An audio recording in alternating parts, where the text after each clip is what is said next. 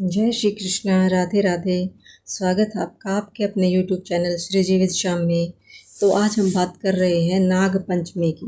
नाग पंचमी का त्यौहार साल में एक बार आता है, जो कि सावन के महीने की शुक्ल पक्ष की पंचमी तिथि को मनाया जाता है। लेकिन इस बार सावन की जो नाग पंचमी है उस दिन सोमवार भी पड़ रहा है, सावन का तीसरा सोमवार।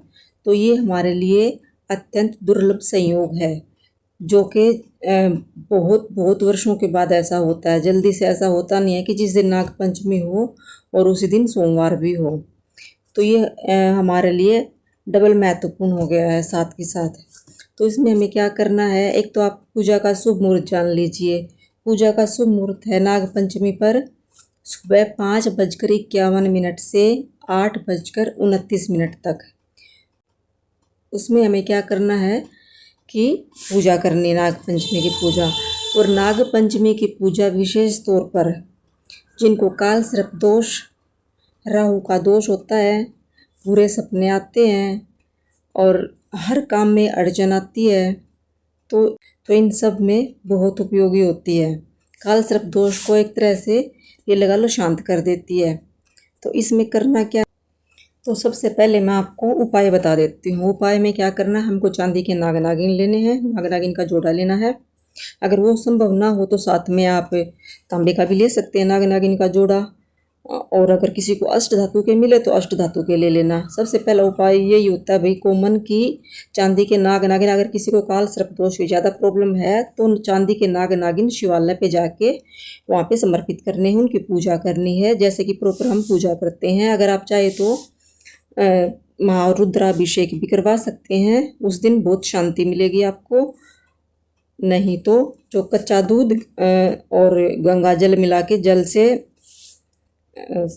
शिवलिंग पर अर्पित करने होते हैं। उसके बाद जो नाग देवता होते हैं उस पर काले तिल चढ़ाने होते हैं, काले तिल का और गंगा जल का और कच्चे दूध का। ये एक ऐसा उपाय है जिससे कि काल सर्प दोष में शांति हमेशा पड़ती ही पड़ती है। उसके बाद क्या करना है, अगर आप ये जो है नहीं कर सकते तो घर पे भी कर सकते हैं। कई ऐसे पूछेंगे कि भैया अभी चांदी के नाग नागिन जो लेके आए हैं, उनके मन में सवाल होता है कि उनका हम क्या करें।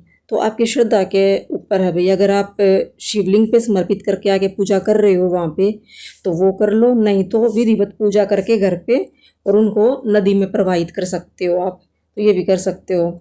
उसके बाद जो कई मेरी बहनें हैं जो कि नहीं जा सकती शिवालय में, कोई दिक्कत परेशानी है, घर की तरफ से ही लगा लो या फिर उनके खुद के शरीर की तरफ से ही लगा लो, तबीयत खराब है, तो वो घर पे कर सकती हैं। तो मिट्टी के गमले में थोड़ी सी पिंड की आकृति बना के, ऐसा नहीं ज़रूरी कि भाई प्रॉपर शिवलिंग की पूरी आकृति बनाए, जलहरी बनाए, तो उसमें जो है पिंड की आकृति बना के, सांप की आकृति बना के, नाग देवता की आकृति बना के उसमें और पंचामृत से अभिषेक कर सकते हैं घर पे ही, अगर नहीं जा सकते बाहर तो। और फिर गंगा जल, कच्चा दूध, ये इन चीज़ों का मिश्रण करके काले तिल चढ़ा के, चावल साबुत होने चाहिए, चावल चढ़ा के प्रॉपर पूजा कर सकते हो। और आप जो है शिवलिंग पे जाके कर सकते हो तो अच्छा है, और घर पे कर लो तो भी बहुत अच्छा। पार्थिव शिवलिंग का भी बहुत ज़्यादा विशेष महत्व होता है। पार्थिव शिवलिंग का सावन के महीने में या फिर वैसे करो तो भी बहुत ज़्यादा महत्व होता है। तो ये मत समझना कि भाई हम नहीं जा पाए और घर पे कर रहे हैं, तो ये तो मन में लाना ही नहीं है। उसके और कईयों के मन में ये आता है कि भाई काल सर्प दोष कैसे होता है। वैसे अधिकतर 90% कुंडलियों में जो है काल सर्प दोष होता ही होता है। तो क्या है, राहु और केतु के बीच में जो ग्रह आ जाते हैं उन्हीं से काल सर्प दोष का निर्माण होता है। और नाग पंचमी से बढ़कर कुछ भी अच्छा त्यौहार नहीं है काल सर्प दोष की शांति के लिए। आप शनि की शांति के लिए भगवान शिव पे अपराजिता के जो नीले वाले फूल आते हैं, अपराजिता की बेल जो होती है उसमें मोस्टली 2 ही कलर आते हैं, सफ़ेद वाला और नीले वाला। तो उसको हम जो है शंख पुष्प भी बोलते हैं और विष्णुकांता भी बोलते हैं। तो जो नीले वाला फूल होता है भगवान शिव पे समर्पित करें, आंकड़े का फूल भगवान शिव पर समर्पित करें, इससे जो है शनि के दोषों से भी हमें शांति मिलती है। उसके बाद आपको मैं अंत में एक महा उपाय बताने वाली हूँ जिससे कि आपकी सारी मनोकामना पूर्ण हो। तो वीडियो को अंत तक जरूर देखिएगा। तो जब हम ये पूजा जो कर रहे होते हैं, भगवान शिव पे चढ़ा रहे होते हैं महाअभिषेक करवा रहे होते हैं, कर रहे होते हैं, खुद से ही जल समर्पित कर रहे होते हैं, जो भी करते हैं उसके साथ साथ हमें हमारे को ओम नमः शिवाय, ओम नमः शिवाय, ओम नमः शिवाय का जाप करना जरूरी है। तो अगर जो भी आपके जुबान पे चढ़े, ओम नमः शिवाय का हो, बम बम भोले, हर हर महादेव, जो भी आप बोल सकते हैं, आपके जो भी आपको जो भी अच्छा लगे, जो भी आप कंटिन्यू बोल सकते हैं, तो ये बोलकर ही जाप करते हुए बोलकर ही पूजा करना बहुत शुभ होता है। आपको संक्षेप में कहूँ तो आपको जो है काले तिल का उपाय, कच्चे दूध का उपाय, अपराजिता के फूल नीले वाले और आंकड़े का उपाय, ये आपको बहुत शांति दिलाएगा। बहुत हद तक नेगेटिव इफेक्ट, जो काल सर्प दोष के नेगेटिव इफेक्ट होते हैं उनके लिए, और जो शनि के नेगेटिव इफेक्ट आते हैं उससे बहुत हद तक शांति मिलेगी। जैसे कि हर काम में रुकावट आना, बनते बनते काम बिगड़ जाना, बुरे सपने आना, डर जाना, तो इन सब में, जैसे अकाल मृत्यु का डर जो होता है उससे, सांप से जो डर भय रहता है उससे, इन सब चीज़ों से मुक्ति मिलती है। और जो है इस दिन किस चीज़ का दान करना अच्छा रहता है तो मैं आपको बता देती हूँ। चावल का दान करना, दूध का दान करना और चीनी का दान करना, गुड़ का दान करना, ये हमारे लिए अत्यंत शुभ होता है। इस दिन बहुत से ऐसे कार्य हैं जो नहीं किए जाते, तो उनमें क्या है, मिट्टी खोदना। उस दिन मिट्टी नहीं खोदी जाती, और जो घर बनाते इसमें नींव रखी जाती है, वो नींव भी नहीं खोदनी होती। नुकीली चीज़ों का प्रयोग नहीं करना होता, और इस दिन कैंची वगैरह, सुई वगैरह का प्रयोग नहीं करना होता। जैसे कि हम करवा चौथ के व्रत में करते हैं, अहोई अष्टमी के व्रत में जो नियमों का पालन करते हैं ना, इसी तरह से लगा लो आप एक तरह से, क्योंकि उसमें कहीं पे भी जब मिट्टी वगैरह खोदते हैं तो मतलब अंडे हो सकते हैं नाग नागिन के, तो वो गलती से टूट जाए तो बिना बात के हमारे ऊपर सर्प दोष लग जाता है, काल सर्प दोष लग जाता है। एक तरह से ये भी होता है काल सर्प दोष का, इससे भी निर्माण होता है। तो इन चीज़ों को हमें ध्यान रखना चाहिए। और वैसे भी बोलते हैं नुकीली चीज़ों का प्रयोग करने से सर्प को जो है तकलीफ होती है, तो इन चीज़ों को हमें ध्यान रखना चाहिए। और उस दिन लोहे का तवा चढ़ाना, लोहे की कढ़ाई, इन सब चीज़ों का प्रयोग करना भी वर्जित माना जाता है। बहुत जगह अलग अलग मान्यता होती हैं, तो कोई कचौड़ी बनाता है उस दिन, भरी हुई कचौड़ी, खीर, तो खीर तो मोस्टली हर जगह बनती ही है, तो इस दिन खीर बनाएं अपने घर में और पंडित को खिलाएं। अगर घर नहीं बुला सकते तो उनके घर पे जाके दे के आएँ, तो ये बहुत अच्छा होता है, सबके लिए अच्छा होता है। तो इन चीज़ों का ध्यान रखें। और मैंने जो बोला था आपको, अंत में मैं आपको महाउपाय बताने वाली हूँ। तो इसमें आपको क्या करना है, अपनी किसी भी मनोकामना की पूर्ति के लिए आपको जो है डमरू लेना है। डमरू आप छोटा भी ले सकते हैं, बड़ा भी ले सकते हैं।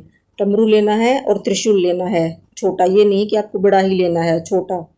तो डमरू जो है शिवालय में जाके वहाँ पर बजा के, अपनी मनोकामना बोलते हुए डमरू को बजा के वहाँ पे शिवालय में चढ़ा के आइए, त्रिशूल साथ में चढ़ा के आइए। और कोई भी आपकी जो मनोकामना है मन में वो बोलते हुए, ये नहीं कि ये भी ले लूँ, ये भी ले लूँ, ये भी चाहिए, वो भी चाहिए, सिर्फ एक मनोकामना को मन में रख के जो आप ये करके आइए।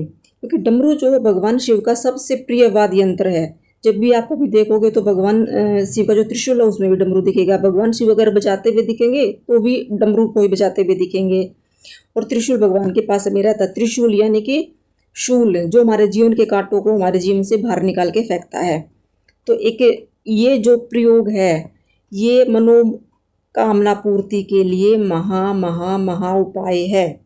ये कभी भी फेल नहीं होता, बस श्रद्धा और विश्वास के साथ करिएगा है। अगर आपके मन में ये आए भी ऐसे कैसे होगा, तो देखो अभी चतुर्मास के जो 4 महीने हैं दिल से अपनी मनोवांछित इच्छा, कोई भी एक इच्छा दिल से बोल के आओ भोले बाबा को कि हे भोले बाबा, आप ही सब कुछ हो, आप हो तो मैं हूँ, आप हो तो ये जगत है, ये सृष्टि है, आपके बिना कुछ भी नहीं है। और वैसे भी भोले बाबा को पिता स्वरूप माना गया है कि आप ही मेरे पिता हो, मैं आपका बच्चा हूँ या मैं आपकी बच्ची हूँ। अगर मैं आपसे नहीं मांगूंगी तो और किससे मांगूंगी या किससे मांगूंगा। मेरी ये मनोकामना है बाबा, इसको आप पूरा करिए। मैंने जो सब कुछ आप पे छोड़ दिया है, मुझे पूरा पूरा पूरा विश्वास है कि आप इसे ज़रूर पूरा करेंगे। अपने मन की इच्छा विश्वास के साथ ये बोल के आइए। और 4 महीने जो है चतुर्मास के, इसमें आपकी मनोवांछित इच्छा ज़रूर पूरी होगी। पहले हो जाए तो कोई बड़ी बात नहीं, लेकिन 4 महीने के अंदर अंदर या 4 महीने में आपकी मनोवांछित इच्छा भोले बाबा ज़रूर पूरी करेंगे। क्योंकि सावन है शिव का, शिव है सावन का इस महीने में साक्षात गौरी शंकर भगवान धरती पर रहते हैं। तो ये थी नाग पंचमी से जुड़ी कुछ जानकारी। अगर पसंद आई हो आपको तो लाइक अवश्य करिएगा। इसी के साथ हर हर महादेव, नमः पार्वती पतये, हर हर हर महादेव शंभु। राधे राधे।